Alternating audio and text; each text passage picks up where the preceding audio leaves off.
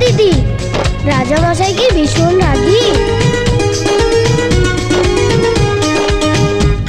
ওরে বাবা, রাজা মশাই ভীষণ রাগী, জানলে দেবে ফাঁসি।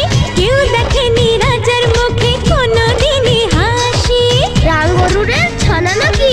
কেমন করে রাজার কুমার বলবে ডেকে তাকে, রাজা মশাই ভালোবাসি আমি তোমার মেয়েকে। তাহলে তো ভীষণ বিপদ। এখন কি করে বলে সে আসল কথা, ভেবে ভেবে রাজকুমারীর মনে ব্যথা। এক যে ছিল রাজার কুমার।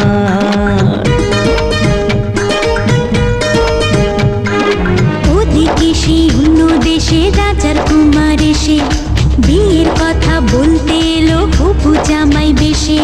মনের দুঃখে শ্রাবণ এলো রাজকুমারীর চোখে।